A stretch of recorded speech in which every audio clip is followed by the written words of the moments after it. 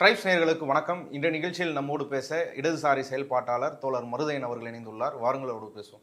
தோழர் வணக்கம். வணக்கம். இன்னைக்கு தென்மண்டல கூட்டம் நடந்துட்டு இருக்குது. தமிழ்நாடு சார்பாக முதல்வர் வந்து கலந்துருக்கிறாரு. அதில் காவேரி விஷயம், நீட்டுக்கு ரத்து, அது போன்ற டீலிமிட்டேஷன் விஷயங்கள் போன்றதில் பேசியிருக்கிறாரு. அதில் டீலிமிட்டேஷன் விஷயத்தை பேசும்போது மாநிலங்கள்லாம் வந்து அச்சத்தில் இருக்குது, அவங்களோட பிரதிநிதித்துவம் வந்து குறைஞ்சிருமோ அப்படின்ற ஒரு அச்சத்தில் இருக்குது. அதனால் ஒன்றிய அரசாங்கம் ஒரு உத்தரவாதத்தை தரணும், மாநிலங்களோட ஏற்கனவே இருக்கிற விகிதாச்சாரம் குறையாது அப்படின்ற ஒரு உத்தரவாதத்தை வந்து ஒன்றிய அரசாங்கம் தரணும்னு சொல்லி அவர் பேசின உரையில் இருந்ததாக சொல்லி அந்த உரையோட ஃபோட்டோ காப்பி உட்பட இப்போ வெளில வந்துட்டு இருக்குது. செய்திகளில் அவர் அதை தான் பேசலான்றதை உத்தரவாதமாக சொல்லிட்டு இருக்கிறாங்க. நேற்று வரைக்கும் வந்து ஃப்ரீஸ் டீலிமிட்டேஷன் சொன்னவங்க இன்னைக்கு வந்து விகிதாச்சாரம் குறையக்கூடாது, அதை உத்தரவாதப்படுத்தணும் எல்லா ஸ்டேட்ஸுக்கும், குறிப்பாக தமிழ்நாட்டோட சதவீதம் இது அப்படின்னு கூட குறிப்பிடாமல் பொதுவாக எல்லா ஸ்டேட்டுக்கான விகிதாச்சாரம் குறையக்கூடாதுன்னு ஒரு ஸ்டேட்மெண்ட்டை சொல்லியிருக்காரு. இது எப்படி எடுத்துக்காரு?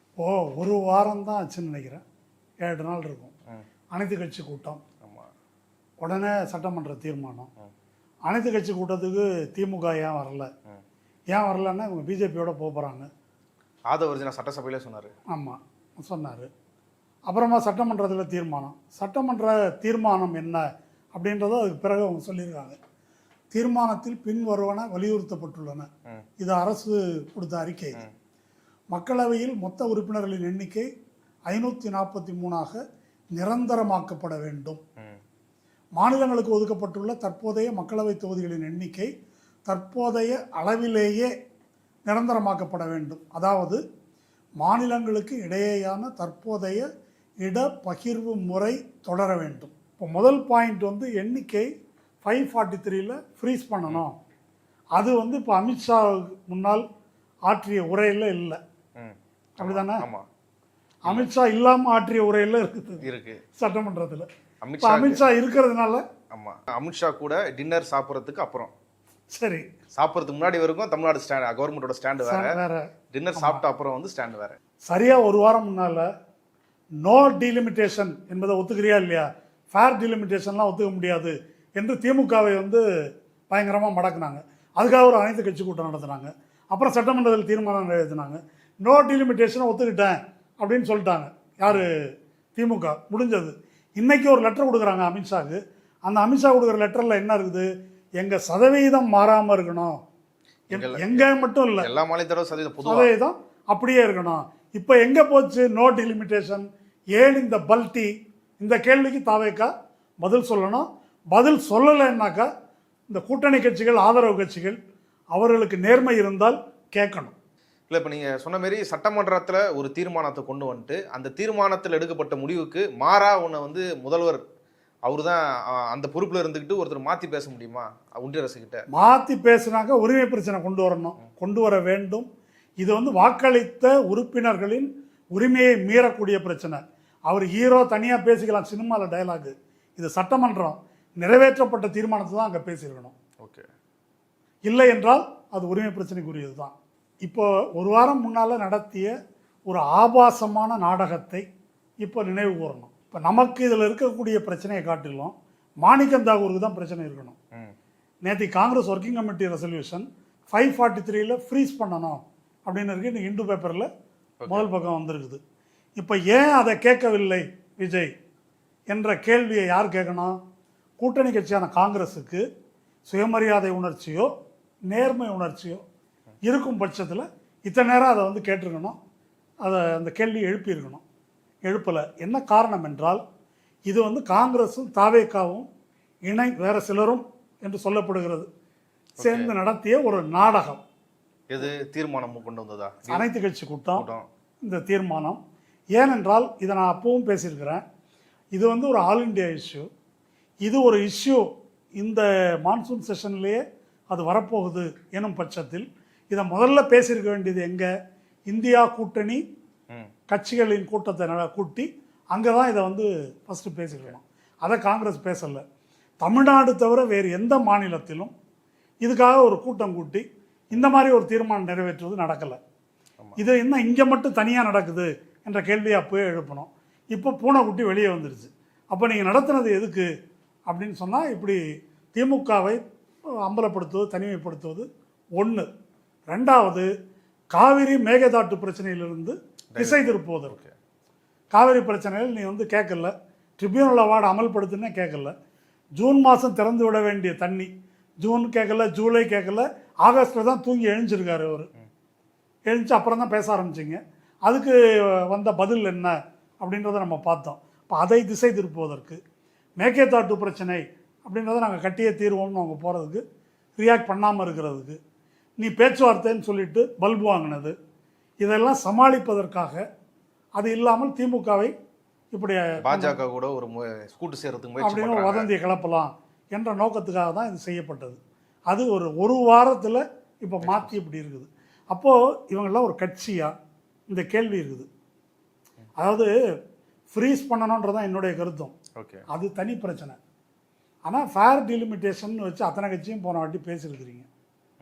ஃப்ரீஸ் முதல் கோரிக்கை, அடுத்தது ஃபேர் டிலிமிட்டேஷன். இது ரெண்டும் வந்து போன இதில் இருக்குது. கட்சிகள் எல்லாம் அப்படி தான் முடிவு எடுத்திருக்கிறாங்க, காங்கிரஸ் உள்பட. வேணுகோபால் நாடாளுமன்றத்திலேயே அதை பேசியிருக்காரு. 50% ஏற்றி கொடுக்குறேன்னு சட்டத்தில் எழுதுங்க, இப்போ நான் கை தூக்கிடுறேன் ஓகே அப்படின்னு சொன்னார். அதெல்லாம் நடந்தது தான். இது சிபிஎம் அந்த ஸ்டாண்டில் தான் இருந்தாங்க. திடீர்னு இந்த ட்ராமா நடத்தினது இப்படிப்பட்ட ஒரு கீழ்த்தரமான நோக்கத்துக்காக. அது இன்றைக்கு அம்பலமாகி இருக்கிறது. இதுக்கு பதில் சொல்ல வேண்டியவர்கள் யாருனாக்கா தாவேகா மட்டுமல்ல, தாவேகாவின் கூட்டணி கட்சிகள் பதில் சொல்லணும். அந்த அனைத்து கட்சி கூட்டத்தில் பங்கேற்ற விசிகா, ஐயுஎம்எல், சிபிஐ, சிபிஎம் உள்ளிட்ட அனைவரும் இதுக்கு வந்து பதில் சொல்லணும். ஒன்று கேள்வி கேட்கணும் அவரை, இல்லைன்னா இல்லை இப்படி பண்ணியிருக்காருல்ல, ஆமா, என்னங்க எங்களை இப்படி அசிங்கப்படுத்திட்டீங்க, உங்களை நம்பிய கூட்டணி கட்சின்னு நாங்கள் வந்தோம், எங்களை இப்படி பண்ணிட்டீங்களே என்ற கேள்வி கேட்டு அவங்க பதில் சொல்லணும். இப்போ இல்லை இதை கேட்காமே இருந்தாங்கன்னா அப்போ இந்த ட்ராமாவில் நீங்கள் எல்லாரும் உடந்தை என்ற கருத்துக்கு தான் வர வேண்டியிருக்கும். இப்போது நான் என்ன சொல்கிறேன், உங்களை ஏமாத்திட்டாரு விஜய் அப்படின்னு நான் சொல்கிறேன். நீங்கள் கேட்காமே இருந்தீங்கன்னு வச்சுக்கோங்க, அப்போ பேசி வச்சுட்டு செஞ்சுருக்கீங்க இல்லை அப்படி. என்ன கேட்பாங்கன்னா, இப்போ காங்கிரஸ் இல்லை மற்ற கட்சிகள் என்ன கேட்பாங்கன்னா, விஜய் அவங்க அதுதான் பேசினாருன்றதை பார்த்தீங்களா, அது ஊடகத்தில் அவங்க தான் வெளியே விட்டுருக்காங்களே, ஊடகத்தில் தானே வந்தது. இப்படி கேட்பாங்க, என்ன வேணால் கேட்கலாம், என்ன வேணால் கேட்கலாம். இப்போ இந்த வட இந்தியாவில் வீடியோ போடுறாங்களாம், ஒருவேளை அமித்ஷாவை தூக்கி போட்டு மிதிச்சாருன்னு கூட ஒரு வீடியோ போடுவாங்க. அந்த மாதிரி இது வேணால் போட்டுக்கலாம். அறிக்கையில் இருக்குது.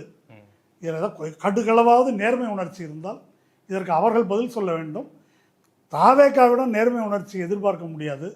அதனால தான் நான் சிபிஐ, சிபிஎம் தோழர்களிடமும் மற்றவர்களிடமும் கேட்குறேன், நீங்கள் மோசடி செய்யப்பட்டிருக்கிறீர்களா இல்லையா, ஏமாற்றப்பட்டிருக்கிறீர்களா இல்லையா, நீங்கள் பதில் சொல்லுங்கள். 17ஆம் தேதி கூட ஒரு சுற்றறிக்கை வந்தது. அது 2 நாள் முன்னாடி பரபரப்பாச்சு. அதாவது உயர்கல்வித்துறை சார்பாக ஜாயின்ட் டைரக்டர் வந்து அந்த சர்க்குலர் அமைச்சிருந்தாங்க. அதாவது இந்த சிஜேபி, லெஃப்ட் பார்ட்டிஸ்ட் இவங்க நடத்துகிற போராட்டங்களில் பள்ளி கல்லூரி மாணவர்கள் கலந்து கொள்ளாதபடி பார்த்துக்கணும்.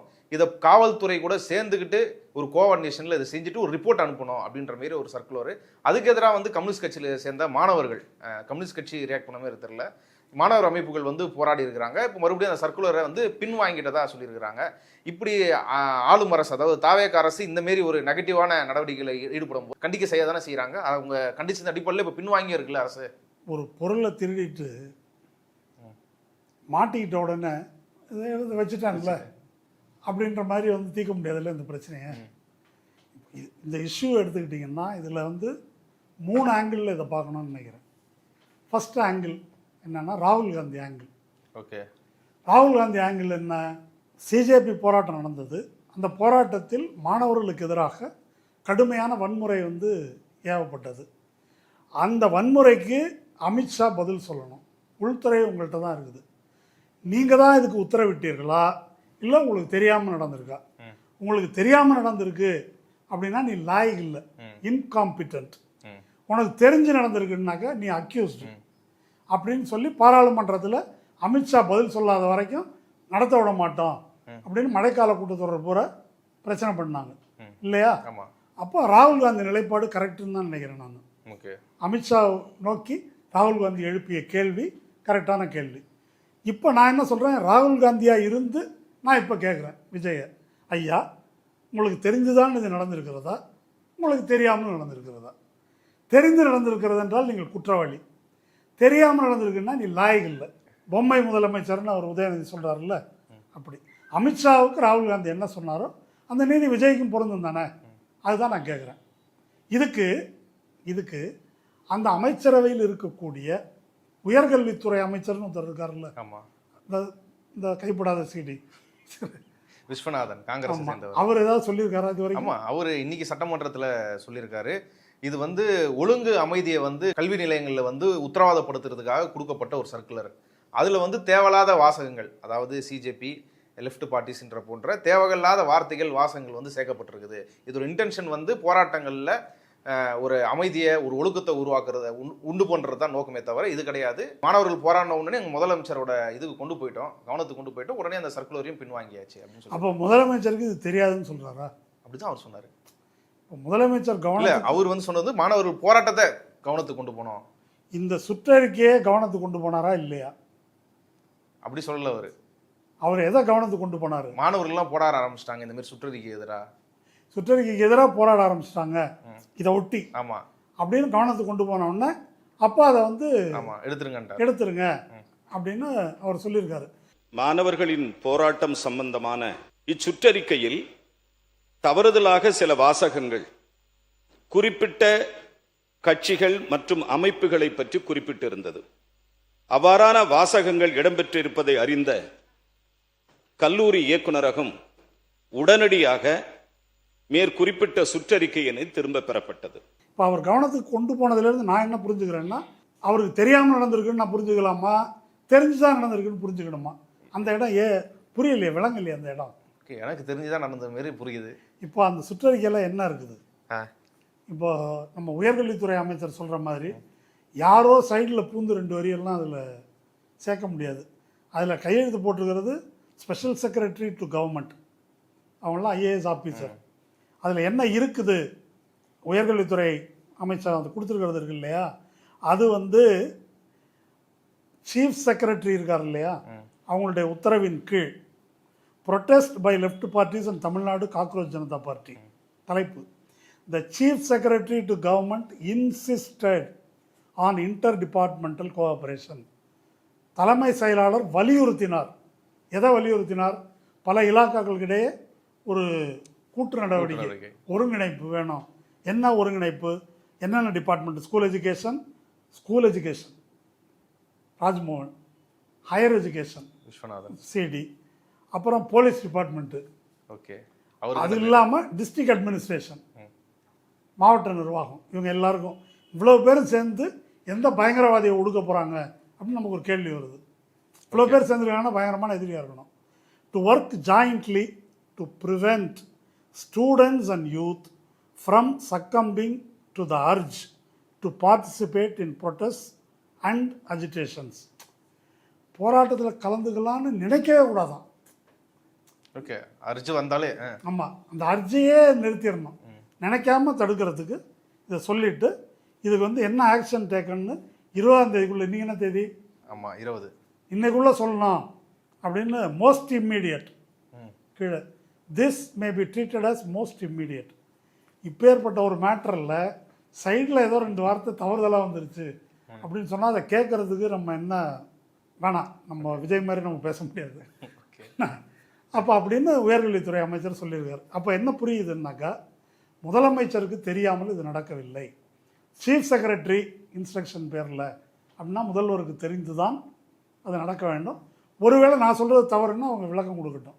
முதல்வருக்கு தெரியாமல் சீஃப் செக்ரட்டரி தன்னிச்சையாக இந்த காரியத்தில் ஈடுபட்டிருக்கிறார் அப்படின்னா அவங்க இது வந்து ஒரு அமைதி நடவடிக்கை இல்லை ஒழுங்கு நடவடிக்கை அப்படின்னு பார்க்குறதா, இல்லை ஒரு பொலிட்டிக்கல் மூவ்னு பார்க்குறதா? இப்போ டெல்லியில் வந்து அமைதியை நிலைநாட்ட தானே முயற்சி பண்ணாங்க. டெல்லியில் நடந்தது என்னங்க? டெல்லியில் மாணவர்களை கொலை செய்யறதுக்காக முயற்சி பண்ணாங்க. ஓகே, ஒரு அமைதியும் ஒழுங்கையும் நிலைநாட்ட தான் முயற்சி பண்ணாங்க. இன்னொரு தடவை போராடணுன்ற ராஜ்யம் வரக்கூடாதுன்றதுக்காக அந்த முயற்சி பண்ணாங்க. ஆமாம், அரசு தரப்பு விளக்கம் அதுதானாங்க. ஆமாம், அமைதியை நிலைநாட்டுறதுக்கு தான் நாங்கள் பண்ணோம். ஆமாம், எங்கள் மேலே கல்லை விட்டு எரிஞ்சாங்க, இதெல்லாம் பண்ணாங்க. இங்கேயும் வந்து அப்படி ஒரு சூழ்நிலையே ஏற்படக்கூடாது, கூடுனா தானங்க இந்த பிரச்சனைலாம் வரும், கூடவே கூடாது, அவங்க அப்படி யோசிக்கும் போதே நீங்கள் அமுக்கிடுங்க கோழி அமுக்கிற மாதிரி அப்படின்னு சொல்லியிருக்காரு ஒரு சீஃப் செக்ரட்டரி. ஸோ இப்போ 2வது பாயிண்ட்டுக்கு வரேன். இப்போது முதலமைச்சர் கவனத்தை கொண்டு போய் இதெல்லாம் நடந்திருக்குது. இப்போது இவங்க கூட்டணி கட்சி, யார்? சிபிஐயும் கூட்டணி கட்சி இல்லை, ஆதரவு கொடுக்குற கட்சி. அந்த கட்சிகளை ஒடுக்கணும் அப்படின்னு ஒரு சீஃப் செக்ரட்டரி சீஃப் செக்ரட்டரிக்கு எப்படியும் தெரிஞ்சிருக்கும் இவங்க ஆதரவில் தான் இந்த அரசாங்கம். ஆமாம். அப்போ அப்படி இருக்கும்போது அவர் கொடுத்துருக்காரு அப்படின்னாக்கா அவர் விஜய்க்கு தெரியாமல் கொடுத்துருப்பாருன்னு என்னால் நம்ப முடியல. விஜய்க்கு தெரிஞ்சுதான் அவர் தடுத்திருப்பார்ல, பல பாஜக ஆதரவு தர தயாரா அது தடுத்திருப்பாருன்னு நீங்கள் நினைக்கிறீங்க. நான் என்ன கேட்குறேன், தோழர் சண்முகமும் தோழர் வீரபாண்டியனும் இது எப்படி முதல்வர் அவர்களே உங்களுக்கு தெரிஞ்சு நடந்ததா தெரியாமல் நடந்ததா? தெரிஞ்சு நடந்ததுன்னாக்கா இதில் முதுகில் குத்து நடவடிக்கை அல்லவா இது? நாங்கள் உங்களை ஆதரிச்சுட்டு இருக்கிறோம், எங்களுக்கே ஆப்பு வைக்கிறீங்களே, இது எப்படி? இல்ல சு வெங்கடேசன் கூட இது தொடர்பாக எம்பி அவர் என்ன சொல்றாரு? அவர் ஒரு ட்வீட் போட்டிருக்கிறாரு. போதை ஒழிப்புக்கு கூட்டு நடவடிக்கை குழு இல்லை, போராட்டங்களை ஒடுக்க கூட்டு நடவடிக்கை குழுவா? இது முற்றிலும் ஜனநாயக விரோதமானது. சட்டமன்றத்தில் அமைச்சர்களின் பதில்கள் ஏற்புடையதல்ல. இப்போ இந்த பதிலே ஏற்புடையதல்லன்னு சொல்லிட்டாரு. ஆமா. இப்போ அடுத்தது என்ன செய்ய போறாங்க அவங்க கட்சியில் அப்படின்னு தெரியல. அதில் ஒரு விஷயம் மட்டும் நான் வேறுபடுறேன். போதை ஒழிப்புக்கு கூட்டு நடவடிக்கை இருக்குது. இந்துஸ்தான் கல்லூரி, போலீஸு, கவர்மெண்ட்டு 3 பேரும் ஒரு கூட்டு நடவடிக்கை தான். கஞ்சா மாஃபியா. ஆமாம், அமுதன் கொலையில் யார் குற்றவாளிகளோ அவங்கள எப்படி காப்பாற்றுவது, அது தனியாக வேணால் பேசுவோம். அது முறையாக கூட்டு நடவடிக்கை இருக்குது. இதுக்கும் அந்த கூட்டு நடவடிக்கை அப்படி தான் அவங்க, இது அமுதன் மர்டர் மாதிரி தான் இதுவும் அந்த மாதிரி முன்னாலேயே வந்து கூட்டு நடவடிக்கை இது. அதனால் இப்போ கேள்வி என்ன அப்படின்னாக்கா, இந்த அரசுக்கு ஆதரவு தரக்கூடிய கட்சிகளுக்கு இப்படி வந்து முதுகுக்கு பின்னால் அவங்க ஜனநாயக உரிமையை ஒடுக்குவதற்கு இப்படி பண்ணியிருக்கிறாங்களே, நம்பர் 1. நம்பர் 2, இப்போ தான் அமித்ஷாட்ட ஒரு லெட்டர் கொடுத்துருக்காரு. நீங்கள் தான் சொன்னீங்க, நீட்டு பற்றி கொடுத்துருக்காரு. இதில் என்ன இருக்குது? நீட்டு பிரச்சனைக்காக எவனும் பேசக்கூடாது, அப்படி பேசணும்னு நினைச்சாலே அமுக்கிடணும். அப்போ விஜய் மட்டும்தான் பேசணும், அப்படி எடுத்துக்கலாமா? என்னன்னு எனக்கு புரியல. ஓகே, அங்கே லெட்டர் கொடுக்குறாரு, நீட்டை எடுங்க. அவங்க தான் நிர்வாக ரீதியாக என்ன மாரி நடவடிக்கை எடுக்கணுமோ அதை எடுத்து நாங்கள் செஞ்சு கொடுத்துருவோன்றாங்களே. அதான் அவர் பேசுவார், ஆனால் மாணவர்கள் பேசக்கூடாது. இப்போ அந்த தாவேக்காவுக்கு ஆதரவு கொடுக்கக்கூடிய சிபிஐ சிபிஎம் தோழர்கள்ட்ட கேட்குறேன், உங்களை கல்லூரியில் புகுந்து எஸ்எஃப்ஐ மாணவர்களை தூக்குனது, எஸ்எஃப்ஐ மாணவர் போராட்டத்தை ப்ரூட்டலாக ஒடுக்குனது, பெரியார் திடல் வாசலில் போலீஸை குவித்து நீட் எதிர்ப்பு பிரச்சார பேரணி செல்ல விடாமல் தடுத்தது, இது திண்டுக்கல் மாவட்டத்தில் கேட்டது. இப்போ இது எல்லாம் ஒரு டிசைன் அப்படின்னு தெரியலையா? அது வந்து தோழர்கள் தான் சொல்லணும். இதை வச்சு இதுக்கு உரிய பதிலை வாங்க வேண்டியது அவங்க பொறுப்பு. ஏன்னா இது எண்ணற்ற தோழர்கள், சிபிஐ சிபிஎம்மில் இருக்கிற தோழர்களுடைய சுயமரியாதை பற்றிய பிரச்சனை. இது ஒரு கட்சிக்கு ஆதரவு கொடுத்துட்டு அவன் இந்த மாதிரி வேலை பார்த்துட்டு இருக்கிறான் அப்படின்னு சொன்னாக்கா அதுக்கு பதிலும் சொல்ல மாட்டாங்க. அப்படின்னாக்கா அந்த கட்சிகளின் கௌரவம் பற்றிய ஒரு பிரச்சனை. குறிப்பாக ஏஎஸ்எஃப் நேற்று போராட்டம் நடத்துகிறாங்க. அண்ணல் அம்பேத்கர் அயலக உயர்கல்வி திட்டம் அதுக்கான நிதி ஒதுக்கீடு ஒழுங்காக நடத்தலன்றதுக்காக போராட்டம் பண்ணாங்க. அப்போ இந்த விஷயத்தை பேசினாங்க. அவங்க ரொம்ப இதுவாக பேசியிருந்தாங்க. விஜய் வந்து ஒரு ஆர்எஸ்எஸ் கைக்கூலியாக இருக்காரு. ஆமாம், மாணவர்கள் இளைஞர்கள்லாம் ஓட்டு போட்டு வந்ததெல்லாம் சொல்கிறாங்க. அப்படிலாம் ஒன்றும் கிடையாது. அவங்கள விஜய் வந்து அடித்து ஓட விட போகிறதே இந்த மாணவர்கள் இளைஞர்கள் தான். இந்த வேலையில் எங்ககிட்ட நேற்று நடந்த போராட்டம் அதில் அப்படி சொல்லியிருக்கிறாங்க. அந்த டைமில் வந்து ஜாயின்ட் டைரக்டர் இதில் கெழுத்து போட்டிருக்கிறாங்க. அவங்க அந்த பக்கம் வந்துட்டாங்க. அவங்ககிட்ட எல்லாம் போனோடனே இதெல்லாம் ஒழுங்கு நடவடிக்கை எடுத்தது தான், வேறு எதுவும் கிடையாது, ஒழுக்கத்தை பற்றி சொல்கிறதுக்கு தான் சொல்லிட்டு அவங்க உள்ளே விட்டாங்க. இந்த மாணவர்கள் இப்படி பேசியிருக்கிறாங்க, இப்படி இருக்கிறாங்க. அதான் இப்படிப்பட்ட போராட்டங்களும் நடந்துருக்குது. உண்மை வந்து எப்பொழுதுமே 2 இடத்துல வெளியே வருது. இப்போ நீங்கள் சொன்னீங்களே, கீழ்நிலையில் இருக்கக்கூடிய அடிமட்ட தொண்டர்கள் அவங்க வந்து கள்ளங்கபடம் இல்லாமல் உண்மையை பேசி விடுகிறார்கள். மேலே சீஃப் செக்ரட்டரி இருக்கார் இல்லையா, அவர் கரெக்டாக உண்மையை வந்து செஞ்சிடுறாரு. நடுவில் தான் இந்த சீன் பூரா நடக்கிறது.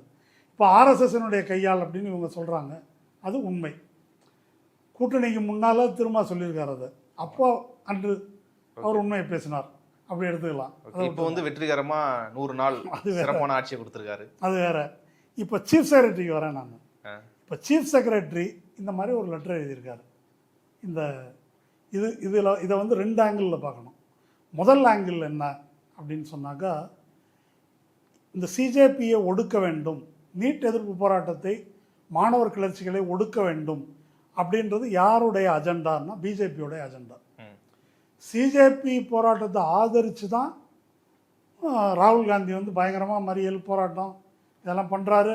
ஐசா மெம்பர் நேஹா போராவோட நின்று செல்ஃபி எடுத்துக்கிறாரு. நான் வந்து லெஃப்டோட தான் நிற்கிறேன் அப்படின்ற மாதிரி ஒரு சீன் வந்து அவர் காட்டிகிட்டு இருக்கிறாரு இல்லையா? இதை காட்டுறாங்க. ஒடுக்கணும்னு இருக்கிறது யாருன்னாக்கா பிஜேபி தான். இப்போ ஹோம் மினிஸ்ட்ரி இப்படி ஒரு சர்க்குலர் அனுப்பியிருப்பதற்கான எல்லா வாய்ப்புகளும் இருக்குது.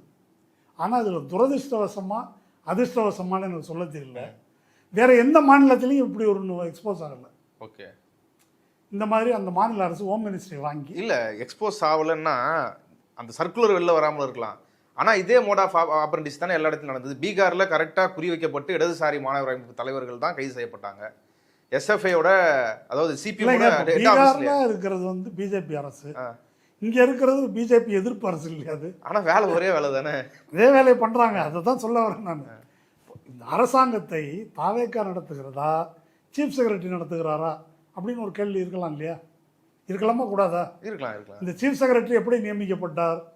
பழைய சீஃப் செக்ரட்டரி முருகானந்தம் இருக்கார் இல்லையா, அவரை தேர்தலுக்கு முன்னால அவரை அந்த இடத்துல அகற்றி விட்டு இவரை கொண்டு வந்தாங்க தேர்தல் ஆணையம். தேர்தல் ஆணையம் எவ்வளவு நடுநிலையான அமைப்புன்னு நமக்கு தெரியும். அப்படி கொண்டாந்து போட்டாங்க. சரி போட்டாங்க, இருந்தார், ரிட்டையர் ஆகிறாரு, அனுப்பிடலாம்ல. இந்த அரசு தான் அதை முடிவு பண்ணணும். இல்லை இல்லை இவரே இருக்கட்டும், இதான் சூப்பராக இருக்குது அப்படின்னு முடிவு பண்ணது யார்? தாவேக்கா. அது முதலமைச்சர் இல்லையா? அப்போது தேர்தல் ஆணையத்துக்கும் அமித்ஷாவுக்கும் பிடித்தமான ஒரு ஐஏஎஸ் அதிகாரி தொடர்ந்து நீடிப்பது தான் சிறப்பு என்று முடிவு செய்தது தாவேக்கா. அந்த அதிகாரி வந்து இதை செஞ்சுருக்காரு, இதை ஒடுக்கிறதுக்கு வேலை பார்த்துருக்காரு. அதாவது அவர் பிஜேபி அஜெண்டாவை அமல்படுத்தியிருக்கார். இந்த பக்கம் அமித்ஷா கிட்ட நீட் அகற்றுங்கள்னு ஒரு மனு கொடுக்க, அந்த பக்கம் சீஃப் செக்ரட்டரி நீட் எதிர்ப்புன்னு ஒருத்தனை கனவுல கூட நினச்சி பார்க்கக்கூடாது, முன்னாலே அமுக்கிடுங்க அப்படின்னு ஒரு சுற்றறிக்கை விட்டிருக்கிறார். அப்போ இப்படி ஒரு ஆட்சி நடக்கிறது என்பது அப்பட்டமாக அம்பலமாகி இருக்கிறது. எது? பிஜேபி இல்லாத பிஜேபி ஒரு ப்ராக்சி கவர்மெண்ட் நடக்குது அப்படின்றது இதில் வந்து அம்பலமாயிருக்கு. இப்போ இதில் என்ன பார்க்கணுன்னா, மாணவர் போராட்டத்தை ஒடுக்கிறது மட்டும் பிஜேபி அஜெண்டா இல்லை. பிஜேபிக்கு பல அஜெண்டா இருக்குது. திருப்பரங்குன்றத்தில் மசூதி இடிக்கணும் அப்படின்றது, சிறுபான்மை மக்களை எப்படி டீல் பண்ணணும், இதெல்லாம் நாங்கள் எதிராக இருக்கிறோம் என்பது போல நிர்மல்குமார் சீன் போடுறாரு. ஆனால் எது நடக்கும்? அப்போது இப்போ என்ன பார்க்க வேண்டியிருக்குன்னாக்கா, தவறு நடந்து விட்டது, கவனக்குறைவாக நடந்து விட்டது அப்படின்னு சொல்கிற எதுவும் நம்பத்தக்கதா இல்லை. இப்படி வந்து பிடிபடும் போது இது அப்பட்டமாக தெரியுது, ஆனால் தெரியாத விஷயங்களில் கூட கவனம் இல்லைன்னா அதை புரிஞ்சுக்கணும். ஆமாம், அது அப்படி தான் நடக்குது. இப்படி வெளியே வந்து மாட்டும்போது தான் அது வெளியே வருதே தவிர மற்றதெல்லாம் நடக்கிறதெல்லாம் நடந்துக்கிட்டு இருக்குது என்பது தான் இது ஒரு ஆங்கிள் அவருடைய இதில். ரெண்டாவது, சீஃப் செக்ரட்டரி என்பவர் அரசமைப்பு சட்டத்துக்கு கட்டுப்பட்டவரா இல்லையா? ஆமாம், கட்டுப்பட்டவர். அரசமைப்பு சட்டத்தில் ஆர்டிகிள் 19(1)B அது வந்து நமக்கு கருத்துரிமையையும் அமைதியாக கூடும் உரிமையையும் வழங்குது.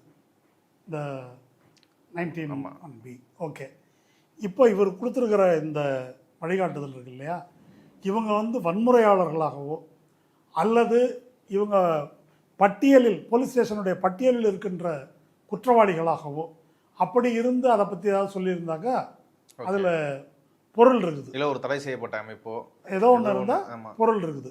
இதில் வந்து மாணவர்களே இந்த இதுக்கு போகக்கூடாது, இந்த போராட்டத்துக்கு போகாமல் நிறுத்தணும் என்று சொல்வது அவர்கள் தங்களுடைய கருத்துரிமையையும் தங்களுடைய கருத்துக்காக அமைதியாக ஒன்று கூடும் உரிமையையும் முதல்லையே தடுத்துடணும். அதாவது ஆர்டிகிள் 19 இருக்கு இல்லையா, அதை அரசியல் சட்டத்திலிருந்து எடுத்துடணும்னு சொல்கிறார். யார்? Chief secretary. இப்படி ஒருத்தர் சீஃப் செக்ரட்டரியாக இருக்க முடியுமான்றது என்னுடைய கேள்வி. இது அன்கான்ஸ்டியூஷனல். இந்த சுற்றறிக்கை அரசமைப்பு சட்டத்துக்கு நேர் எதிரானது. இப்போ இதை வந்து போட்டோங்க எடுத்துட்டோங்க அப்படி பிரச்சனை கிடையாது. இப்போ ஒருவேளை அவரை போட்டுருங்க அப்படின்னு ஒரு சுற்றறிக்கை ஒன்று அனுப்பிட்டு அது வெளியே வந்துருச்சுன்னு வச்சுங்க, சரி போட வேணாம் அப்படின்ட்டு அப்படி முடிச்சுக்கலாமான்னு எனக்கு தெரியல. இதுக்கு என்ன வேறுபாடு? இதுக்கு என்ன வேறுபாடுன்னு நான் கேட்குறேன். அது வந்து உயிர் வாழும் உரிமையை பறிப்பது. ஆர்டிகிள் 21 அது. ஆர்டிகிள் 19 எடுக்கிறீங்க நீங்கள், அதுதானே? அப்போ அன்கான்ஸ்டியூஷனலாக நடந்து கொண்டு இருக்கக்கூடிய இந்த சீஃப் செக்ரட்டரி மேலே என்ன நடவடிக்கை? இது நடவடிக்கை அளவுக்கு போகணுன்றீங்களா? அதில் வேற என்ன? ஏங்க, அரசமைப்பு சட்டத்துக்கு நீங்கள் கட்டுப்பட்டவர், நான் கட்டுப்பட்டவர், அவர் மட்டும் கட்டுப்பட்டவர் இல்லையா? அதுக்கு எதிராக அவர் செயல்படலாமா? நேரம் எழுத்துப்பூர்வமாக இருக்குதே. இப்போ கேள்வி என்ன அப்படின்னு கேட்டால், இந்த அரசமைப்பு சட்டம் என்பதை பலர் பல விதமாக புரிஞ்சிட்ருக்கிறாங்க. அரசியல் நிர்ணய சபைன்னு பல பேர் உட்காந்து எழுதுனாங்க. அதில் டாக்டர் அம்பேத்கர் முதன்மை பாத்திரம் மாற்றி அதை வந்து இது பண்ணார், அவங்க நமக்கு கொடுத்துருக்குறாங்க எழுதி அப்படின்னு வந்து ஒரு ஒரு பொதுவான புரிதல். அது பட் அரசமைப்பு சட்டம் எப்படி தொடங்குது? We the people of India, இந்தியாவின் குடிமக்களாகிய நாங்கள் எங்களுக்கே வழங்கிக் கொள்வது. எது? இந்த அரசமைப்பு சட்டம். இந்தியாவின் குடிமக்களாகிய நாங்கள், இதுக்கு முன்னால் இதெல்லாம் கிடையாது. இப்போ ஆர்டிகிள் 19(1)(a)(b) அதில் கருத்துரிமையையும் அமைதியாக கூடும் உரிமையையும் நாங்கள் வழங்கிக் கொள்கிறோம் அப்படின்னு நம்ம வழங்கிட்டு இருக்கிறோம். இந்த உரிமை எதற்காக? நமக்கு வாக்குரிமைன்னு ஒன்று இருக்குது. ஓட்டு போட்டு தேர்ந்தெடுத்துடுறோம். அவர் ஊழல் பண்ணுறாரு, இல்லை முறைகேடில் ஈடுபடுறாரு, இல்லை அதிகாரிகள் தப்பு பண்ணுறாங்க, அதை கேட்பது அப்படின்றது கருத்துரிமையின் ஒரு பார்ட். அமைதியாக கூடுவது என்பது அதற்கு எதிர்ப்பு தெரிவிப்பதன் ஒரு பார்ட். உண்டா இல்லையா? அப்போ வாக்குரிமையை இதையும் பிரிக்க முடியுமா? முடியாது. இது ரெண்டும் ஒரு பேக்கேஜ். இது ஒரு பேக்கேஜ். இந்த ரெண்டாவது, இந்த 19(1)(a)(b) இருக்கு இல்லையா, அது என்ன அப்படின்னாக்கா எக்ஸிக்யூட்டிவை கண்காணிக்கின்ற உரிமை. எக்ஸிக்யூட்டிவ் நான் சொல்கிறது அதிகாரிகள், தேர்ந்தெடுக்கப்பட்ட பிரதிநிதிகள், இவர்களை கண்காணிக்கின்ற நம்முடைய உரிமை.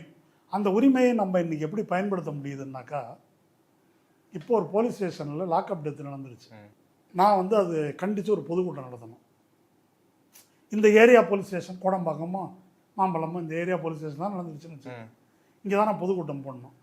நான் இப்போ யாருக்கு விண்ணப்பம் கொடுக்கணும்? இந்த ஏரியா போலீஸ் ஸ்டேஷனுக்கு, அந்த போலீஸ் ஸ்டேஷனுக்கு நீங்கள் எழுதணும், கொடுக்கணும். நான் இது மாதிரி பொதுக்கூட்டம் நடத்த விரும்புகிறேன். ஆமாம். பொதுக்கூட்டத்தின் நோக்கம் வந்து இந்த மாதிரி நீங்கள் என்கவுண்டர் கொலை பண்ணிட்டீங்க, இதை லாக்அப் டெத் பண்ணிட்டீங்க, அதை கண்டித்து உங்கள் மேலே நடவடிக்கை எடுக்கணும்னு சொல்லி நான் கூட்டம் நடத்தணும். அதுக்கு நீங்கள் எனக்கு அனுமதி கொடுங்க. இப்படி கேட்குறதே ஒரு கேலி கூத்தா உங்களுக்கு தெரியல? யார் மீது நாம் குற்றம் சாட்டுகிறோமோ அவரிடம் நாம் அனுமதி கேட்க முடியுமான்னு நான் கேட்குறேன். இல்லை, அது அனுமதி கேட்கணும்னு அவசியம், அது இன்ஃபர்மேஷன் தானே, இன்ஃபர்மேஷன் கொடுக்குறது. அப்படி இல்லையே. இப்போ அப்படி இருக்குதா? இன்னைக்கு ஒரு கூட்டத்தை இன்னைக்கு அந்த இன்ஸ்பெக்டரே சொல்லுவார், இந்த ஸ்டேஷன் என் பேர்லாம் எழுதாத, இந்த ஸ்டேஷன்லாம் போடாது, பொதுவாக லாக்அப்புக்கு எதிராக போடுறாரு எழுதி கொடுன்னு சொல்லுவார். அப்புறம் இப்போ கொடுக்க முடியாது, 10 நாள் முன்னால் கொடுக்கணும். அன்னைக்கு கோயில் திருவிழா ஒன்று இருக்குது, இது இருக்குது, அதெல்லாம் கொடுக்க முடியாது. யார் வர்றாங்க, என்ன பேசுகிறாங்க, அப்படி பேசக்கூடாது, இப்படி பேசக்கூடாது, எத்தனை பேர் வருவீங்க, இவ்வளவும் கேட்பார் அவர். ஓகே, இதெல்லாம் நடப்பில் இருக்கிறது. நடப்பில் இருக்குதா இல்லையா? அப்போது இதெல்லாம் கேட்டுக்கொண்டு அனுமதி கொடுத்தால்தான் அந்த இடத்துல நீங்கள் கூடி போராட முடியும். கூட்டமோ போராட்டமோ ஆர்ப்பாட்டமோ நடத்த முடியும். அப்படி ஒரு மண்டபத்திலனாலும் அதான் உங்களுக்கு அனுமதி மறுக்கப்படுது, நீங்கள் கூடுறீங்கன்னாக்கா அதுக்கு பேர் அன்லாஃபுல் அசம்பிளி. உங்களை கைது பண்ணி வீட்டுக்கான மண்டபத்தில் வச்சு வீட்டுக்கு அனுப்பலாம், ரிமாண்ட் பண்ணுறதுன்னா ரிமாண்டும் பண்ணலாம். இப்போ என்ன ஆயிடுச்சுன்னாக்கா சட்டம், அரசியலமைப்பு சட்டம் என்ன சொல்லுது? ஆர்டிகிள் 19(1)(a)(b) கருத்துரிமை, அதுக்கப்புறம் அமைதியாக கூடும் உரிமை. சோவரனிட்டிக்கோ இன்டெகிரிட்டிக்கோ பப்ளிக் ஆர்டருக்கோ நீங்கள் குந்தகம் விளைவித்தால் உங்கள் மேலே ரீசனபிள் ரெஸ்ட்ரிக்ஷன் கொண்டு வரலாம். இதுதான் வந்து 19(3). இப்படி கூடுன நீங்கள் இந்த 3 விஷயத்துக்கு குந்தகம் விளைவித்தால் உங்களுடைய கருத்துரிமை மேலே ரீசனபிள் ரெஸ்ட்ரிக்ஷன் கொண்டு வரலாம். இப்போ எப்படி நடக்குது அப்படின்னா, முதல்ல ரெஸ்ட்ரிக்ஷன், இந்த ரெஸ்ட்ரிக்ஷனுக்கு நீங்கள் உடன்பட்டாக்க உங்களை பேச அனுமதிப்பேன் அல்லது அனுமதிக்க மறுப்பேன். மறுத்தா நீங்கள் கோர்ட்டுக்கு போவீங்க. கோர்ட்டும் இப்போ இதுக்கு வந்துருச்சு. ஏன் முன்னாலேயே கொடுக்கல, ஏன் அப்படி வந்தீங்க? அதாவது நான் ஒழுங்குபடுத்துவதே கூடாது அப்படின்னு சொல்லலை. இப்போ நான் நீண்ட காலம் அமைப்பில் செயல்பட்டுருக்கிறேன். ஒரு 80கள் 90கள் வரைக்குமே போலீஸ் ஸ்டேஷனுக்கு பொதுக்கூட்டத்துக்கு எப்படி அனுமதி கொடுப்போம்னாக்கா, பொதுக்கூட்டம் பலான இடத்துல நடத்த இருக்கிறோம், அங்கே ஒலிபெருக்கி பயன்படுத்த அனுமதி அளிக்குமாறு கேட்டுக்கொள்கிறோம். ஓகே, கூட்டம் நடத்துறது ஒன்றை அனுமதி கேட்க வேண்டிய அவசியம் கிடையாது. ஒலிபெருக்கி ஏன் கேட்குறோன்னா, அதான் பப்ளிக் ஆர்டர். நான் பாட்டு மைக்கை வச்சு மக்களுக்கு தொந்தரவு கொடுக்குற மாதிரி அது இருக்கக்கூடாது, அதை நெறிப்படுத்துவது, இவ்வளோ வச்சுக்கலாம், கண்ட்ரோல் பண்ணுறது அப்படின்ற ஒரு ஒழுங்குக்காக அதை கொடுக்குறது, அவ்வளோதான் இருந்தது.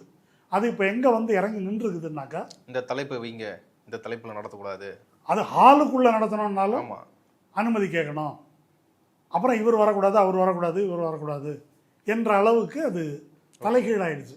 இதெல்லாம் நான் எதுக்கு சொல்கிறேன்னாக்கா, இதுக்கு இப்போ நம்ம பேசும்போதே கட்சிகள் எல்லாமே இதெல்லாம் மறந்துட்டாங்க. இப்போ இதுதான் நியூ நார்மல். எது? போலீஸ் ஸ்டேஷனில் அவங்க அனுமதி கேட்குது போராடுறதுக்கு. ஆமாம், போலீஸ் ஸ்டேஷன் தான் கூட்டம் அரசு தான். நடத்துறதுக்கோ. ஆமாம், அது கேட்டு தான் பண்ணணும் அப்படின்னு நியூ நார்மல் ஆகி. அப்படி பண்ணலன்னா சட்டம் வராது. ஆமாம், நாங்கள் 10 நாள் முன்னால் தானே கேட்டோம், நீங்கள் சொல்கிற இடத்துக்கு தானே போகிறேன்னு சொன்னோம். இப்போ சொல்கிற இடம்ன்றது எப்படி ஆயிடுச்சுன்னா ஜந்தர் மந்தரில் கூட விடாதுன்றாங்க. இப்போ வேறு இடம் பாரு, ஊருக்கு வெளியே ஏதாவது ஒரு சுடுகாடு மாதிரி ஏதாவது ஒரு இடத்த பாரு. இப்போது இந்த போராட்டம் நடத்துவதனுடைய பொருள் என்ன? பொதுமக்கள் மத்தியில் கருத்துருவாக்கம் செய்வது, இந்த கருத்தை பிரச்சாரம் செய்வது. அந்த பொதுமக்களுக்கே போகாமல் ஒரு இடம், இப்போ நம்ம ஊரில் வள்ளுவர் கோட்டம், அங்கே வச்சு பேரிகேடு வச்சு அடைச்சிருவாங்க. அதுவும் இப்போ இல்லைன்னு நினைக்கிறேன். ராஜநத்திர ஸ்டேடியம் தான் முடிஞ்சது. அங்கே எவனுமே வர முடியாது. அப்போ அந்த கருத்துரிமைக்கு என்ன பொருள்? இப்போது இது யாருக்கும் கேட்கக்கூடாது, யாருக்கும் ஃபிசிக்கலாக கூடக்கூடாது, தெரியக்கூடாது. இதை புரிஞ்சுக்கணும்னா நான் இப்படி சொல்கிறேன். இல்லைங்க, நான் கூட்டம் நடத்தலை. இப்போ நான் ஒரு ஜூம் மீட்டிங் நடத்துகிறேன், ட்விட்டர் ஸ்பேஸில் ஒரு கூட்டம் நடத்துகிறேன். அதுக்கு பர்மிஷன் வாங்கணுமா? வாங்க தகவல். அதில் 500 பேர் 1000 பேர் வரலாமா கூடாதா? வருவாங்க. அதுக்கு ஏன் அனுமதி தேவையில்லை? இதுக்கு எதுக்கு அனுமதி? அது ஃபிசிக்கலாக இல்லைல்ல. ஃபிசிக்கலாக இருந்தால் என்ன? ஃபிசிக்கலாக மக்களுக்கு இடையூறு ஏற்படுது, போக்குவரத்து தடையாக இருக்குது, வேறு இடையூறு அப்படின்னா நீங்கள் பேசலாம். இப்போ மெரினா பீச்சை அடைச்சாங்க நீட்டு போராட்டத்தின் போது, தாவேக அரசு அடைத்தது. எதுக்காக அடைச்சாங்க? எதுக்கு அடைச்சாங்கன்னு நான் கேட்குறேன். அங்கே பெருமளவில் ஒன்றிணைஞ்சிட்டாங்கன்னா, கூட்டிட்டாங்கன்னா என்ன ஆகும்? அது நீங்கள் அது அரசுக்கு பெரிய நிர்பந்தம் ஆகும்ல, பெரிய டென்ஷன் ஆகும்ல. அது என்ன ஆகும்? ரத்து செய்யணுன்ற இப்போ ஜந்தர் மந்தரை மூடிடலாம் அப்படின்னு மோடி முடிவு செய்வதற்கும் மெரினாவை விஜய் அரசு மூடியதற்கும் என்ன வேறுபாடு? அடிப்படையில் வேறுபாடு கிடையாது. இப்போது அதே மெரினாவில் சீரணி அரங்கத்தில் வெள்ளைக்காரனே மூடலை, அது அவனை எதிர்த்து கூட்டங்கள் நடந்திருக்குது. அப்புறம் இந்திய எதிர்ப்பு போராட்டம், பல கட்சிகள், எல்லா தலைவர்களும் எல்லாம் பேசியிருக்காங்க. காலப்போக்கில் இதை மக்களுடைய கருத்துரிமையை மறுப்பது எல்லா கட்சிகளுக்கும், திமுக, அண்ணா திமுக, இப்போ தாவேக்கா, எல்லாருக்கும் வந்து தோதா இருக்குது. அதனால் மூடிட்டாங்க. இப்போ மூடினீங்களே, நீட்டுக்கு போகிறவங்க மட்டுமா, காற்று வாங்க போகிறவனுக்கு அனுமதி இல்லை. உங்களுக்கு யார் அந்த ரைட்லாம் கொடுத்தாங்க? எந்த சட்டத்தின் கீழே அது வருது? அப்போ என்ன அப்படின்னு சொன்னால், அப்போ ஒரு கருத்து தெரிவிக்கணும் அப்படின்னா 10 பேர் மக்களுக்கு போகிறதுக்காக தான் கூட்டம் போடுறோம். அப்படி போகாமல் யாருமே கேட்காத ஒரு இடத்த காட்டுறது என்பதே உங்களுடைய அந்த உரிமையை மறுப்பதற்கு சமம். அதனுடைய எக்ஸ்ட்ரீம் எண்டு தான் இன்றைக்கி தலைமைச் செயலாளர் கொடுத்துருக்குற இந்த இன்ஸ்ட்ரக்ஷன். எதுக்கு கூட்டம் கூடி அவன் பர்மிஷன் கேட்டு நம்ம இல்லைன்னு சொல்லி இந்த பிரச்சனையெல்லாம் வேண்டாம். அப்படி யாரெல்லாம் யோசிக்கிறாங்க லிஸ்ட் எடுங்க. அதான் அந்த குதிரைம்பாறையில் கேட்குறாங்கல்ல, பட்டியல் எடுங்க. முன்னாலேயே அவன் மேலே போய் இது எடுக்கிறது எதுக்கு? சும்மா வச்சு அழகு பார்க்குறதுக்கா? ஒரு பொய் கேஸை போட்டு தூக்கி உள்ளே வச்சிடலாம், இல்லைன்னா ஐடென்டிஃபை பண்ணிக்கலாம். இப்போ ஜந்தர் மந்தரில் என்ன நடந்துச்சு? ஃபேஷியல் ரெக்கக்னிஷன் சாஃப்ட்வேரை வச்சு எல்லார் முகத்தையும் அடையாளம் ஸ்கேன் பண்ணி அவங்க டீட்டெயில்ஸ்லாம் எடுத்து. ஆமாம், அதுக்கு அடுத்தது ஆரம்ப பள்ளிகள் பிஎம் கேர்ஸ்லேருந்து பணம் கொடுங்க அப்படின்னு பள்ளிகளை ஃபோட்டோ எடுத்து அனுப்புங்கன்னு சொல்லி அடித்தே கொண்டுட்டாங்க. ஆமாம், அதை பெங்காலில். ஆமாம், அப்போ அடையாளம் காண்பது எதுக்கு? ஒடுக்குவதற்கு. இப்போ சீஃப் செக்ரட்டரி கொடுத்துருக்கிறது எதுக்கு? அதுதான். அப்போ ஆர்டிகல் 19(1) கீழே இருக்கக்கூடிய அந்த அரசமைப்பு சட்ட உரிமையை பறித்து விடுவது. ஒரு கூட்டம் நடத்தணும்னாக்கா உடனே போலீஸ் அனுமதி வாங்கணும் அப்படின்னு நமக்கு இன்றைக்கி பழகிடுச்சு. ஆனால் அரசியலமைப்பு சட்டத்தின் நிலை அதுதானா? இதை பற்றி தோழர் ஆனந்த் தெல்தும்டே அருமையாக ஒரு கட்டுரை எழுதியிருக்கிறார். கான்ஸ்டிடியூஷனல் பொசிஷன் என்ன என்பதை விளக்கியிருக்கிறார். ஒரு எளிய இல்லை, அது பொதுவான ஒரு நீங்கள் சொல்கிற அரசியலமைப்பு கொடுத்துருக்கிற அந்த உரிமையை வந்து பொதுவாக பறிக்கிறதுன்றது வேற. ஒரு டார்கெட்டான ஒரு ஒரு அமைப்புக்கு இவங்களுக்கு மட்டும் அதை பறிக்கிறது வேற இல்லை. ஆமாம், இப்போ எல்லா மாணவர்களும் இந்த மாரி போராட்டத்தில் கலந்துக்காம, இந்த இன்சிடென்ட்டுக்கான போராட்டத்தில் கலந்துக்காம பார்த்துக்குங்க அப்படின்னு சொல்கிற சர்க்குலர் வேற. இந்த அமைப்பு தலைமை போய் கிடக்குற இந்த கம்யூனிஸ்ட் கட்சிகளை ஏன் வந்து தாவேக அரசு இந்த டார்கெட் பண்ணணும்? இல்லை 2 பிரச்சனை இருக்குது. எல்லாரும் கலந்துக்காமல் பார்த்துக்குங்கன்னு சொன்னாலும் அது தப்பு தான். ஆனால் அது வேற. குறிப்பாக இவங்க என்னன்னாக்கா எங்கேருந்து பிரச்சனை வருதுன்னு ஐடென்டிஃபை பண்ணியிருக்காங்க. அதை ஆஃப் பண்ணுங்க. அதை ஏன் தாவேகா சொல்லணும்? அது ஏன் தாவேகா சொல்லணுன்றீங்க? தாவேகா கொள்கையாக தானே, அவங்களுக்கு என்ன கொள்கையாக தானே செய்வாங்க. அவர் அமித்ஷா எழுதி கொடுக்குறதெல்லாம் சும்மா. இப்போ நீட்டு இந்த ஊரில் எல்லாரும் கேட்குறாங்க, எழுதி கொடுத்துட்டாரு. இப்போது மைன்ஸ் அண்ட் மினரல்ஸ் ஆக்ட்னு ஒன்று வந்துருக்குது. 9 ஜட்ஜு பெஞ்சு தீர்ப்பு கொடுத்ததுக்கு நேர் எதிராக அது இருக்குது. இதெல்லாம் மாநிலங்களின் உரிமை. இதில் கிட்டத்தட்ட 3500 4000 கோடி ரூபாய் வரைக்கும் தமிழ்நாட்டுக்கு இழப்பு ஏற்படும். ஆனால் அதை பற்றி அவர் ஒன்றும் லெட்டரில் கேட்டதாக இல்லை, தெரியல. தமிழ்நாட்டுக்கு வர வேண்டிய பாக்கி பணம் அதை பற்றி ஏதாவது கேட்டிருக்காரா? இல்லை. அப்படி எதுவும் தெரியல. அப்போ இதெல்லாம் மக்களுக்கு தெரியாது. எல்லாருக்கும் தெரிஞ்சது நீட்டு, அதனால் அதை ஒன்று எழுதி கொடுத்துருக்காரு. மற்றபடி நீட்டை ஒடுக்கணுன்றது தான் இந்த அரசின் கொள்கை. அது இங்கே வெளிப்பட்டிருக்குது. இப்போ நான் ஆர்டிகல் 19(1) பற்றி திரும்ப திரும்ப பேசும்போது எளிய முறையில் புரிஞ்சுக்கிறது ஒரு உதாரணம் சொல்கிறேன். நான் அடிப்படை உரிமையில் இன்னொரு உரிமை வழிபாட்டு உரிமை, ஆர்டிகல் 25. அந்த வழிபாட்டு உரிமைக்கும் ரெஸ்ட்ரிக்ஷன் இருக்குது. Subject to health, public order, morality. இது என்ன ஹெல்த், பப்ளிக் ஆர்டர், மொராலிட்டி? ஹெல்த்துனாக்கா கும்பமேளா அது இதுன்னு கும்பலாக போய் ஒரு சுகாதாரக்கேடு, நோய் பரவக்கூடியதுன்னா அந்த இடத்துல கட்டுப்பாடு கொண்டு வரலாம். அல்லது அது போன்ற சில மூட பழக்க வழக்கங்கள் இருந்தாக்க அதை கட்டுப்படுத்தலாம். மொராலிட்டின்னா மதம் என்ற வகையில் நீ வந்து அடிமைத்தனம் வந்த உடன்கட்டையிலேருந்து பல முறைகள் இருக்கு இல்லையா, அதெல்லாம் தீண்டாமை உள்பட அதை செய்ய முடியாது என்பதிலிருந்து தான் அது வருது. அடுத்தது என்ன, ஹெல்த்து, மொராலிட்டி போச்சு. பப்ளிக் ஆர்டர் அது வந்து பொது ஒழுங்கு, கூட்டம், அதுக்காக கட்டுப்படுத்தலாம். இப்போது சாமி கும்பிட்றதுக்கு நான் போனோம், திருவண்ணாமலைக்கு போனோம், இல்லை திருப்பதிக்கு போனோம். நான் வந்து சம்மந்தப்பட்ட அதிகாரிக்கு ஒரு பெட்டிஷன் எழுதி சாமி கும்பிட வரலாமா, அவர் ஆமாம் எத்தனை பேர் வரலாம். அப்போ அந்த அதிகாரி அதை பரிசீலித்து subject to public order, health, morality இதன்படி வந்து இருக்கா அப்படின்னு பார்த்துட்டு, சரி நீங்கள் 18ஆம் தேதி 3 மணிலேருந்து 5 மணிக்குள்ளே திருவண்ணாமலை கோயிலுக்கு வந்து கும்பிட போயிட்டு வரலாம், 5 பேர் தான் போனோம் அப்படின்னு எழுதி கொடுக்கலாமா? அப்படி நடக்குதா? நடக்கலை. இதுதான் 19(1) கட்டுப்படுத்துவது. அங்கே வந்து நீங்கள் போகிறீங்க, அங்கே யாருக்கு நடக்குது இதெல்லாம் அப்படின்னா முஸ்லீம்களுக்கு நடக்குது. முஸ்லீம்களுக்கு அந்த ரெஸ்ட்ரிக்ஷன், தொழுகைக்கு இங்கே பண்ணக்கூடாது, பொதுவெளியில் பண்ணக்கூடாது. இப்போ பொதுவெளியில் லட்சக்கணக்கான இந்துக்கள் கூடுறாங்க. அழகராத்தில் இறங்குறதோ, 63 விழாவோ, அல்லது திருவண்ணாமலை தீபமோ, சபரிமலையோ, இதெல்லாம் பொது இடத்துல தான் கூடுறாங்க எல்லாரும். இப்போ கன்வர் யாத்திரை காலித்தனமே நடக்குது நிறையா, அதெல்லாம் அனுமதிக்கிறாங்க. ஆனால் ஒரு நாள், அந்த ஒரு நாள் ரம்ஜானோ பக்ரீத்தோ ஏதோ ஒரு நாள் கூட்டம் வந்து மசூதிக்குள்ளே இடம் இல்லை அப்படின்னு பொது வெளியில் தொழுகை நடத்தினா கூடாது. அப்போது இதை வந்து எப்படி செலக்டிவாக அது வந்து அடக்கப்படுது, அந்த மாதிரி இதை செலக்டிவாக யூஸ் பண்ணுறாங்க. அதாவது ஒரு பாஜகவோட மோட் ஆஃப் ஆப்பரன்சி. ஆமாம் இங்கே நடக்குது. ஆமாம், இது வந்து ஏதோ கருத்துரிமை சிபிஎம் வந்ததுன்னு நினைக்காதீங்க. இது தெரியாமல் சிறுபான்மை மக்களுக்கு எதிராக நடக்கும். பேரலாக அதுவும் நடந்துட்டு இருக்கும். வெளியே வரும்போது தான் நமக்கு அது தெரிய வரும் அப்படின்றது தான். அந்த அஜெண்டாவை தாவேக அரசு அமல்படுத்தி கொண்டிருக்கிறது. அதனால் வைக்க வேண்டிய டிமாண்டு இப்போ ஒரு இல்லை. இப்போ இவங்களுக்கு இதை சொல்கிறதுல என்ன பிரச்சனை? அதாவது இப்போ சு வெங்கடேசன் அவர் சொன்னதுலேயே கூட இந்த பதில் வந்து போதுமானதா இல்லை, சரியா? அதாவது உயர்கல்வி அமைச்சர் சொன்ன பதில் இந்த ஏற்கத்தக்கதல்ல, போதுமானதல்ல, இது என்ன மாதிரியான செயல்ன்றத இவங்களுக்கு புரியலையா, தெரியலையா? இல்லை, இதுக்கு மேலே வேற ஒன்றும் செய்ய முடியலன்ற மாதிரி இருக்குது. நீ சொல்கிறத சொல்லி நான் செய்கிறத செய்கிறேன் அப்படின்னு அது போயிட்டுருக்குது. ஏதோ 1-2 இவங்க சொன்னதை கேட்டுருக்குறாங்க, 1-2. இப்போ தூய்மை பணியாளர்களில் நான் தனியார் மயமாக்குறேன் சத்தம் போட்டாங்க, அதை வந்து வாபஸ் வாங்கிட்டாங்க. இந்த மாதிரி 1-2 சொல்லலாம். இப்போ போக்குவரத்து துறையில் யூபியில் ஒரு கம்பெனிக்கு வந்து டெண்டர் கொடுத்துருக்குறாங்க. இப்போ இதுக்கு கத்துனாக்க அது எதாவது பண்ண போகிறாங்களா இல்லையா நமக்கு தெரியாது. பிரச்சனை என்ன அப்படின்னா, இப்போ அவர் சு வெங்கடேசன் எம்பி போடுற ஏற்கத்தக்கதல்ல, இந்த ஏற்கத்தக்கதல்லன்றத சண்முகம் பல வாட்டி சொல்லிட்டு இருக்காரு. 1 வாட்டி 2 வாட்டியா? இப்போ விஜயபாஸ்கரை சேர்த்தது ஏற்கத்தக்கதல்ல, 2 விஜயபாஸ்கர், குட்கா விஜயபாஸ்கர், எம்ஆர் விஜயபாஸ்கர் சேர்த்தது ஏற்கத்தக்கதல்ல. இப்படி ராஜினாமா பண்ணிட்டு இந்த பக்கம் சேர்த்துக்கிறது ஏற்கத்தக்கதல்ல. சரி, இப்போ என்ன பண்ணணும், அதுக்கு என்ன செய்கிறது? அவர்கள் இதை மதிப்பதாக இல்லை. நீங்கள் என்ன செய்ய போறீங்கன்றதான் கேள்வி.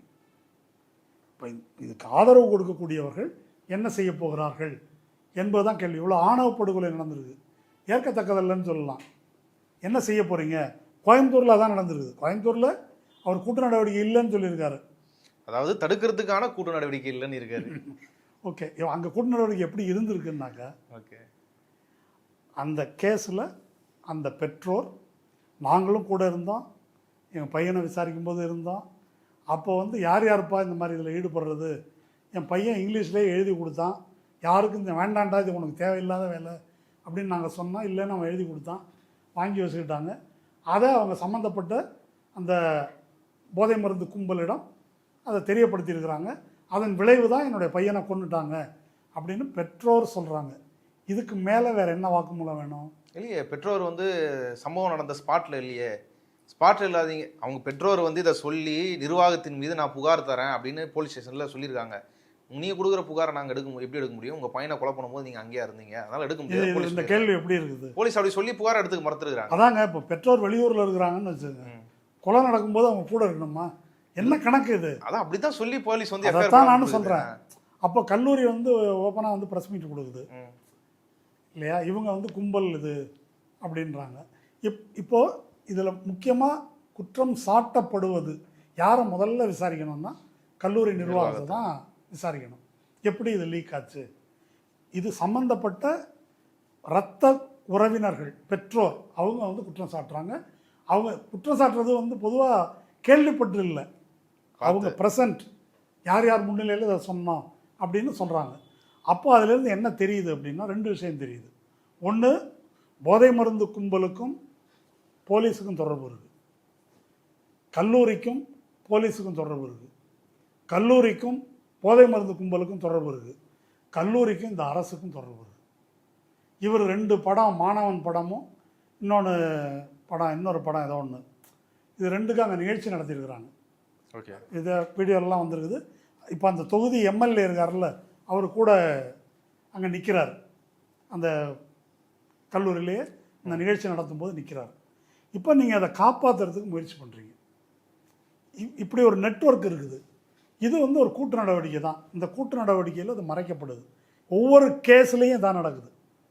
இது இன்னைக்கு போதை திருவத்தூர்லேயே அதான் அதே தான். அப்போது அப்படி தான் இது இயங்குது. போதை மருந்து கூட்டு நடவடிக்கைக்கு எது பொருந்துமோ அது சீஃப் செக்ரட்டரி இப்போ அனுப்பியிருக்கிற இந்த கூட்டு நடவடிக்கை இருக்குல்ல, யார், ஹோம் மினிஸ்ட்ரி, சீஃப் செக்ரட்டரி, தாவேகா கூட்டு நடவடிக்கை தான் இந்த சர்க்குலர். இந்த மாதிரி பல கூட்டு நடவடிக்கைகள் போய்கொண்டிருக்கிற சூழலில் என்ன செய்வது என்பதை சம்பந்தப்பட்ட கட்சி தோழர்கள், சிபிஐ சிபிஎம், அவங்க யோசிக்கணும் அப்படின்றது ஒன்று. நாம் இதை வந்து யோசிக்கணும். எல்லாமே இரட்டை வேடம் நாடகமாக இருக்குது. அதனால் கோவை அமுதன் கொலையிலையும் நடந்தது கூட்டு நடவடிக்கை. இப்போது தலைமைச் செயலாளர் இந்த cockroach Janata party CPI CPM ஒடுக்குவதற்கு கொடுத்துருக்கிறதுக்கு இல்லையா, இதுவும் தாவேகா பாஜக சீஃப் செக்ரட்டரி கூட்டு நடவடிக்கை இப்படி போயிட்டுருக்குது. நேற்று இந்த கூட்டத்துக்கு முன்னால் அமித்ஷாவோட நம்ம முதலமைச்சர் டின்னர் சாப்பிட்ருக்காராம். அமித்ஷா வந்து கேட்டிருப்பார், எப்படி ஜி இப்படி நீங்கள் இவ்வளோ ஈஸியாக அல்வா கொடுக்குறீங்களே உங்களுக்கு, அது எப்படின்னு அவர் கேட்டிருப்பார். எப்படி வந்து காங்கிரஸ் கூட்டணியை வச்சுக்கிட்டே நீங்கள் அத்தனை பேருக்கும் சேர்த்து இந்த அல்வா கொடுக்குறீங்களே எப்படி? அது மட்டும் இல்லை, நாங்கள் குஜராத் மாடல்னு ஒரு உருட்டுனோம், இப்போ எங்களுக்கு திருப்பதிக்கே லட்டுன்ற மாதிரி அதுக்கு மேலே வந்து பயங்கரமாக நார்த் இந்தியா பூரா அடுத்த பிரைம் மினிஸ்டர் நீங்கள் தான் அப்படின்னு கொடுக்குறீங்க. ராகுலுக்கு இதோட பெரிய ஆப்பு வந்து வைக்க முடியாது, எப்படி செய்கிறீங்க இதை அப்படின்னு தெரியலன்னு அமித்ஷா வியந்து பாராட்டி விஜயிடம் கேட்டிருக்க கூடும். விஜய் அதுக்கு என்ன பதில் சொன்னார் என்பது நமக்கு தெரியல. இவ்வளவு நேரம் பல்வேறு விஷயங்கள் குறித்து விரிவாக உங்கள் கருத்துக்களை பகிர்ந்து கொண்டதுக்கு நன்றி. நன்றி.